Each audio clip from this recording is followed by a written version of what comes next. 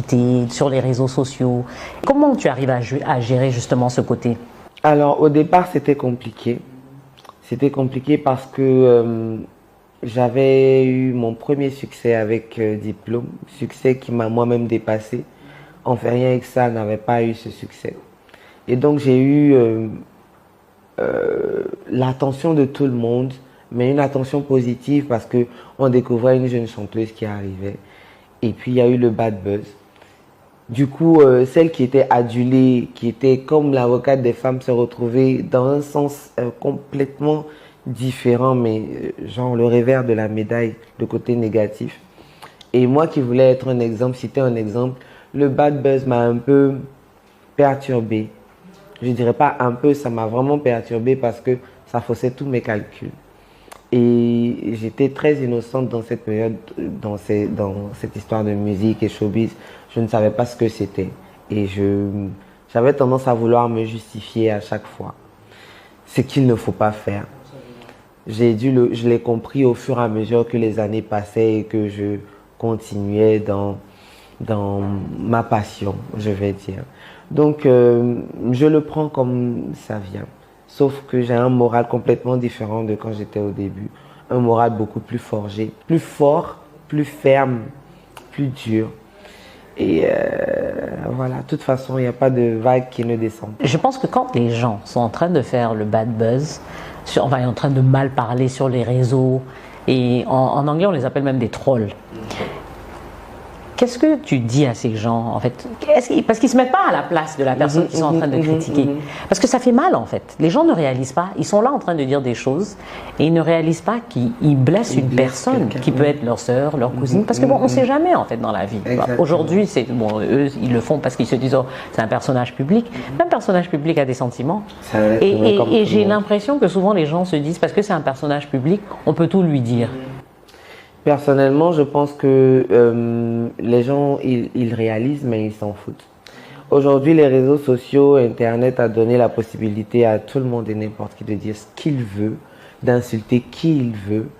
Mais je pense que leur répondre ne sert pas à grand-chose. Tout à fait. Parce qu'une fois qu'ils sont concentrés sur une opinion, on aura beau leur expliquer, vouloir se justifier. Plus tu te justifies, plus tu alimentes la rumeur qui court sur toi. Laisse couler. Personnellement, j'ai remarqué que pendant le bad buzz, il y a une période dans les débuts quand je me perdais, mieux je sors pas de chez moi, je reste à la maison, c'est ce que je me disais. Mais aujourd'hui, quand il y a un bad buzz, je prends plaisir même à sortir parce que je me dis, écoute, tu ne vas pas arrêter de vivre tout simplement parce que des personnes parlent mal de toi. La vie est devenue courte. En plus, ce sont ces mêmes personnes qui se retrouvent dehors en train de te demander des selfies. Exactement. Ils se retrouvent dehors en train de te demander des selfies pendant que ils se retrouvent le soir par derrière ou je sais pas, après leurs activités, derrière leur téléphone en train d'écrire, voilà. Mais il ne faut pas que ces choses changent notre manière ou notre nature, notre hospitalité vis-à-vis des gens, notre cœur parce qu'il blanc, y a des gens qui t'adorent. Moi, il y en a qui sont sincères et il y en a qui sont faux. Voilà, donc, ça. rien qu'en pensant à ces personnes qui sont sincères, mieux tu continues et sans prêter attention. Surtout ne pas se justifier, ça ne sert absolument à rien. Tout à fait. Le monde du showbiz est assez opaque et il se passe beaucoup de choses.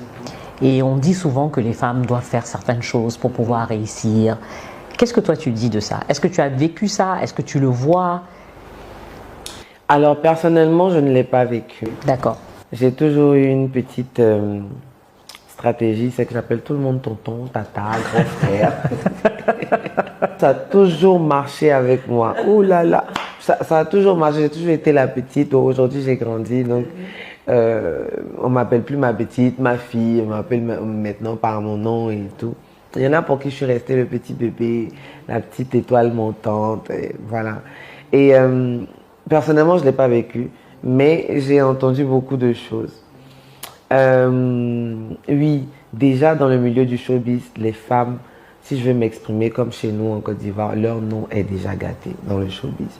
C'est pas possible que tu sois bien vue en tant que femme dans le showbiz. Une fois que tu es une femme et que tu es dans le showbiz, tu deviens madame ou mademoiselle tout le monde. Même quand tu n'as pas fait on dit tu as fait. Donc, on n'a pas bonne réputation. On n'a pas bonne réputation. Et j'ai déjà entendu plusieurs histoires de droits de cuissage dans le milieu du showbiz. Oui, c'est ça en fait. Mais ça n'a pas été mon cas. Mais ça arrive. Bien sûr, Ça arrive. bien sûr que ça arrive. C'est même très courant dans le milieu du showbiz avant d'autres milieux. C'est dedans que, voilà, c'est dedans qu'on trouve ça d'abord, avant que ça aille ailleurs. Et donc, quelles sont, pour une jeune dame qui te regarde, qui veut devenir artiste, et jeune fille, parce qu'elles sont toutes en admiration, parce que vous êtes les idoles. Je ne sais pas si vous savez, mais vous êtes, quand je dis vous, je veux dire les artistes, les artistes, les chanteuses, oui. les actrices, vous êtes les idoles de ces jeunes dames. Donc, quand elles vous regardent, elles se disent, moi, j'aspire à ça.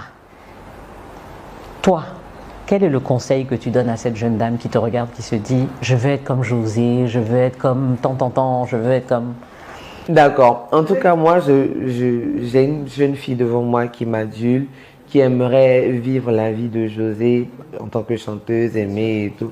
Je lui dirais, ma chérie, après toi. Moi, si j'avais eu quelqu'un pour me donner ce conseil avant de rentrer dans ce milieu, j'aurais bien réfléchi avant de me lancer corps et âme. Parce que ça a été comme je me suis cogné à un mur lorsqu'il y a eu mon premier bad buzz. Je me sentais perdu. Je me disais, mais qu'est-ce qui se passe? Ça faussait carrément mes plans. Et donc, comme je ne veux pas qu'elles vivent la même chose que moi, j'aimerais leur dire de s'apprêter. Parce qu'une fois que tu rentres dans le milieu du showbiz, tu ne t'appartiens plus toi-même. Tu n'as plus de vie privée. Tu n'as plus la possibilité de vivre la vie que tu mènes. Moi, par exemple, je suis quelqu'un de très simple. Je suis la jeune demoiselle qui aime se balader en sandales, avec un pagne autour des reins, à l'africaine, quoi.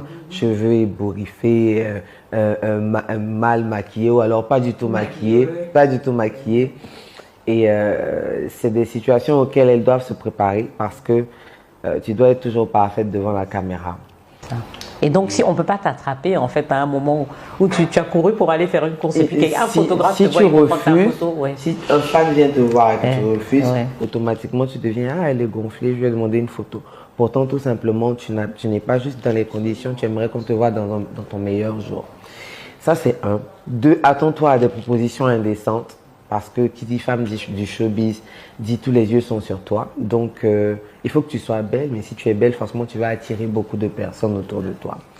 Il faut savoir que non, mais tu es en proie à toutes les rumeurs qui puissent exister, des pires aux bonnes. Quand c'est bon, si c'est une rumeur, c'est bon, ça te grandit un peu, tu peux surfer dessus. Oui. Quand c'est pas bon, tu n'as rien d'autre à faire que de subir.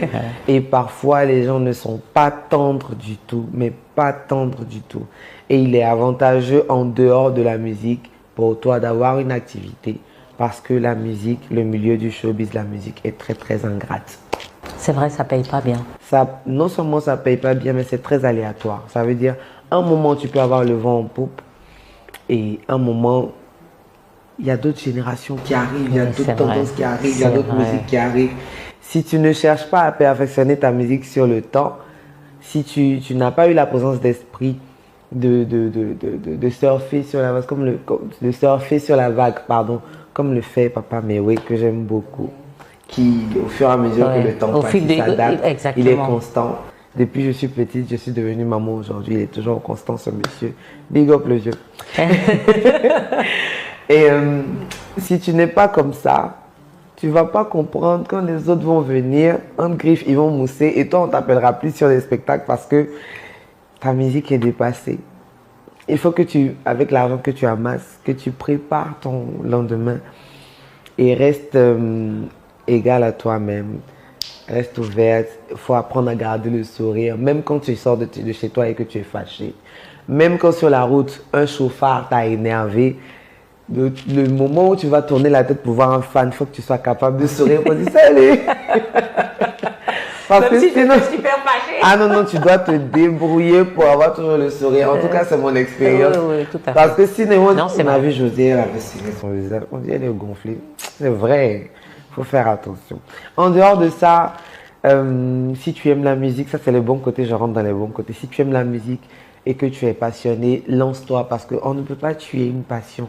tu aimes, et puis tu ne te sens pas quand tu es en plein dedans. C'est comme si, voilà, en griffe, tu prends ton pied, tu enjoy, le temps s'arrête parce que tu aimes, tu es en plein dedans, tu aimes un peu l'effet que ça fait aux autres, tu passes un message, tu te sens écouté, voilà, tu te sens apprécié. C'est vraiment un sentiment de satisfaction. Ouais. Non, mais j'aime beaucoup ce côté. En fait, bon, et ça revient souvent sur quand j'interviewe des dames, c'est vraiment ce côté de passion. Et tu l'as dit au début quand tu as dit, ça me faisait plaisir de faire quelque chose que j'aimais et pour lequel j'étais payée. En plus. Donc, c'est vraiment tout bénéfice en fait. C'est clair. Voilà. Donc, et ça, ça revient souvent. Et ça, je pense que ça, c'est que beaucoup de jeunes gens doivent comprendre, c'est que en dehors de faire de l'argent, il faut être passionné. Il faut être passionné. Et je pense que quand tu as la passion, l'argent vient. Oui, c'est très, très, très important d'être passionné. Et que tu travailles dur aussi. Dans la musique, personnellement, je pense qu'on ne se lève pas comme ça pour devenir musicien. Absolument, oui. Soit tu es appelé à être musicien, soit tu apprends et tu le fais bien. Pour des personnes qui n'ont pas appris à chanter, qui ont cette capacité naturelle, on ne force pas, c'est pas forcé. Après, ça me rappelle un morceau, ça. pense pas. Après, en dehors de savoir chanter, il y a l'attitude qui va avec. Quand tu es né, personnellement, en toute modestie, moi j'ai su que ce métier, il fallait que je le fasse. Sinon, je n'allais pas vivre ma vie pleinement. Et donc, quand j'ai décidé de le faire, je me suis dit, bon, il y a d'autres personnes qui arrivent dans ce milieu en se construisant un personnage. Est-ce que je suis capable de le faire? Je ne suis pas sûre. Ce que je veux, c'est chanter, c'est partager ce que je ressens quand je chante avec tout le monde, aussi naturellement. Et il y a le charisme qui va avec. Il y a le message que tu veux véhiculer, l'attitude qui va avec. Après, quand tu apprends à chanter, il faut faire toute une étude de marketing pour moi, pour pouvoir rester dans le game en griffe. Ne pas être has-been. Ne pas être has-been, être constamment en connexion avec son public, avec ses fans, écouter ce que tes fans veulent pour pouvoir leur donner ce qu'ils veulent. Et je pense qu'à cette condition-là, ça peut bien se passer. Je ne sais pas si j'ai répondu à la question. Non, tu as bien répondu à la question. Maintenant, pour revenir au talent, justement.